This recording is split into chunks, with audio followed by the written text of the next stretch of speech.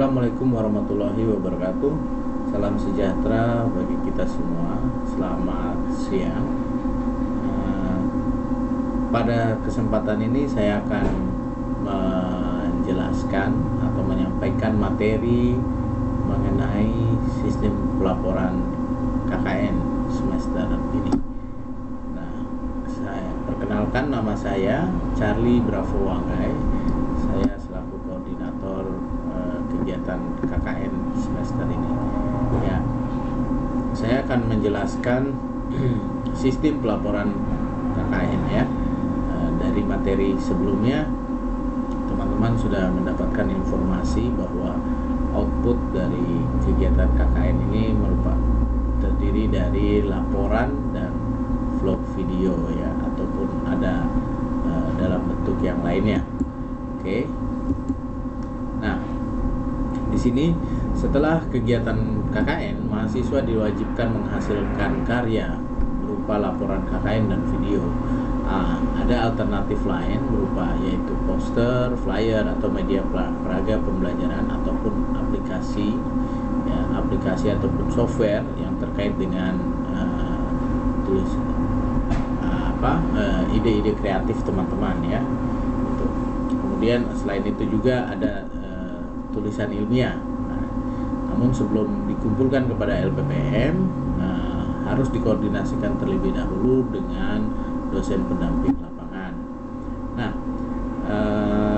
laporan itu per kelompok ya.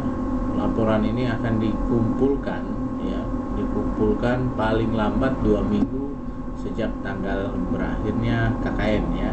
KKN semester ini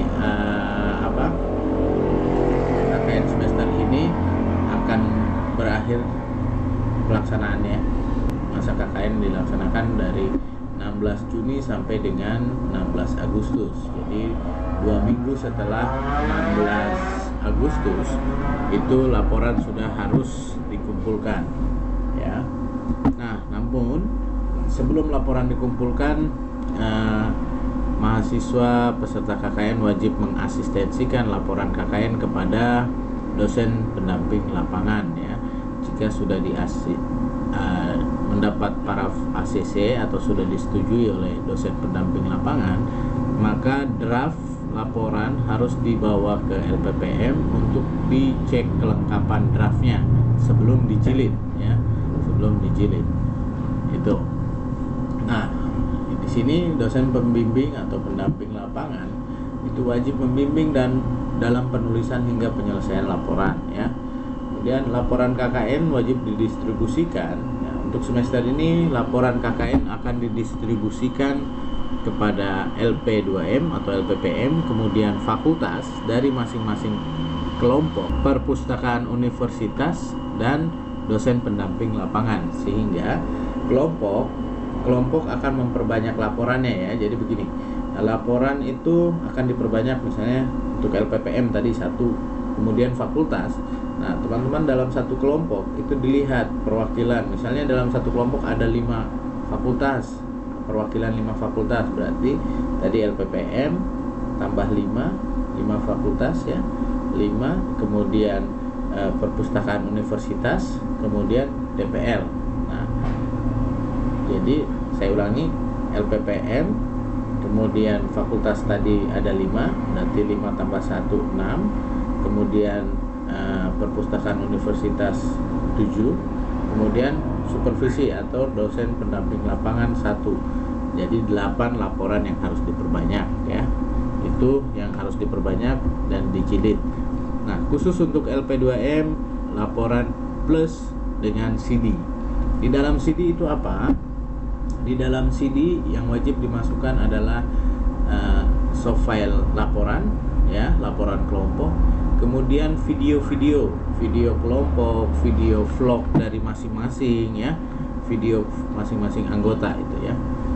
Itu videonya harus masuk ke dalam CD itu ya. Nah, kemudian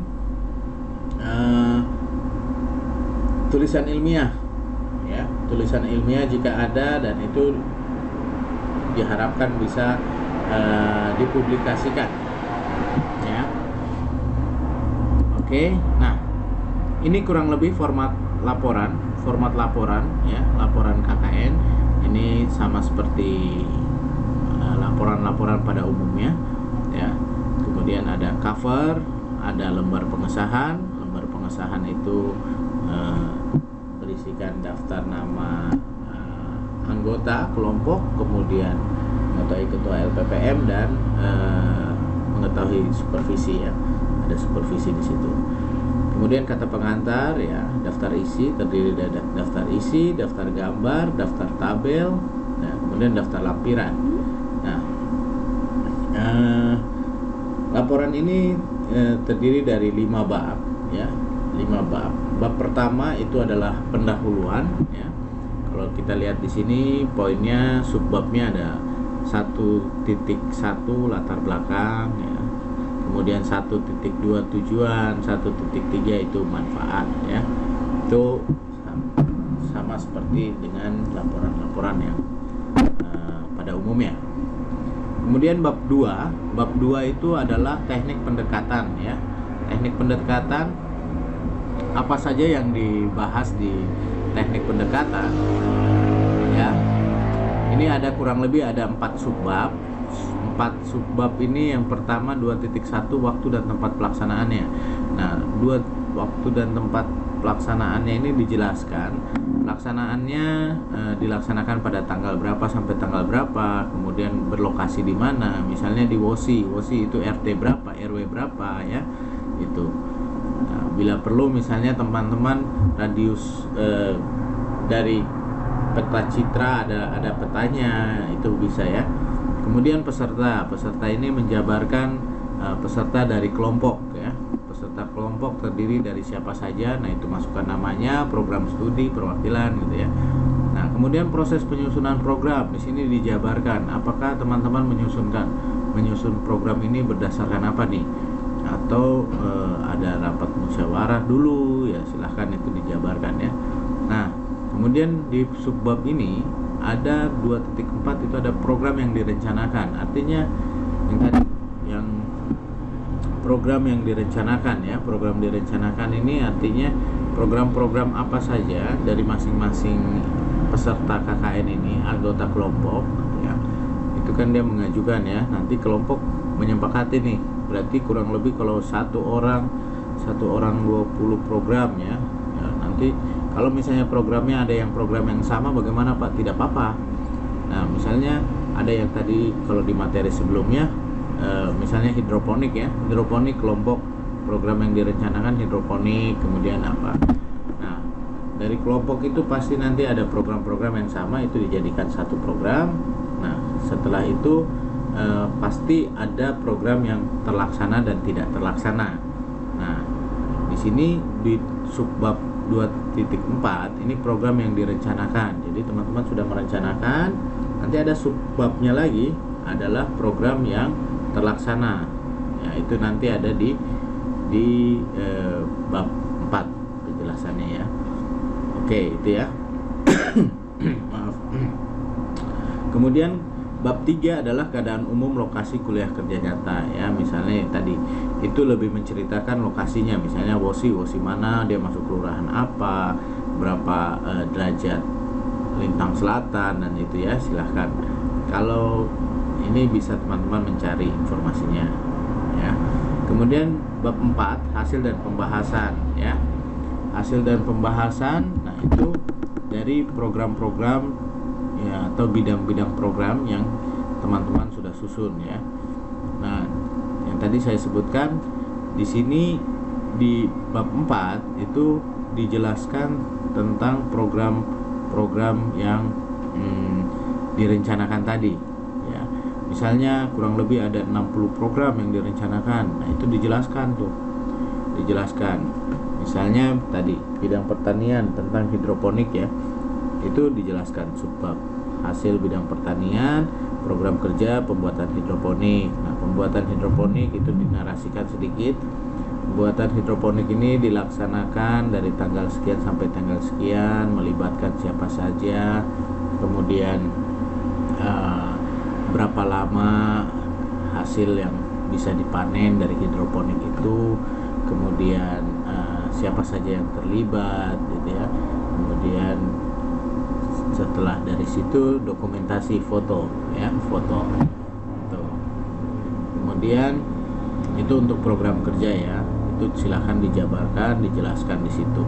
Kemudian ada juga ketika tadi di bab 2 ada program kerja yang direncanakan. Nah, ada juga pasti program kerja yang tidak direncanakan. Nah, artinya maaf, program kerja yang tidak terrealisasi ya, artinya begini, taruhlah program kerja yang direncanakan kurang lebih dari kelompok itu ada 40 program, tapi yang terrealisasi itu hanya 38 ya, 38. Nah, di bab ini, di bab 4 subbab 4.3, program kerja yang tidak terrealisasi itu apa ya, itu dijelaskan. Ada 2 program kerja dari program kerja yang direncanakan awalnya 40 program, namun ada 2 program yang tidak terlaksana. Adalah program apa? Itu dijelaskan. Mengapa tidak terlaksana? Dikarenakan bla bla bla bla bla. Itu silahkan dijelaskan ya. Oke. Dan selanjutnya adalah bab 5, bab 5 penutup ya. Bab 5 penutup ini kesimpulan dan saran ya. Kesimpulan isinya apa saja, kesimpulan dari kegiatan atau dari laporan, kemudian apa saja, berapa banyak program yang sudah dilaksanakan dan berapa banyak program yang tidak terlaksanakan gitu ya. Kemudian saran, di sini kami mengharapkan teman-teman bisa memberikan masukan, kritik, saran kepada kami LP2M ya, terkait dengan proses penerimaan, kemudian proses pembekalan sampai dengan proses yang lainnya. Mungkin kami mengharapkan masukan-masukan dari teman-teman yang sifatnya membangun ya. Mungkin itu. Kemudian yang terakhir adalah daftar lampiran. Nah, daftar lampiran, apa yang masuk di daftar lampiran? Yang masuk di daftar lampiran adalah pertama matriks program ya. Kalau dari materi sebelumnya, matriks program itu bisa matriks program bikin secara keseluruhan, matriks program kelompok ataupun matriks program individu. Itu dimasukkan di lampiran laporan ya. Kemudian jurnal harian. Jurnal harian itu dikumpulkan juga ya. Mungkin seperti itu kurang lebih penjelasan terkait dengan format laporannya ya. Kemudian untuk jenis tulisan Pak, bagaimana? Jenis tulisan sama seperti yang lainnya. Jenis tulisan Times New Roman, 12, spasi 1,5, kemudian marginnya 4 cm, 3 cm ya. Mungkin seperti itu penjelasan dari saya. Sekian dan terima kasih. Selamat melaksanakan kegiatan KKN, selamat mengabdi. Satu pesan saya, lakukanlah hal yang terkecil, lakukanlah hal saat ini, hal itu saat ini, kemudian lakukanlah dari diri sendiri, kemudian kerjakanlah apa yang saudara bisa kerjakan. Jangan mengharapkan pujian dan penghargaan. Hal terkecil yang bisa kita buat untuk sedikit perubahan. Salam Unipah.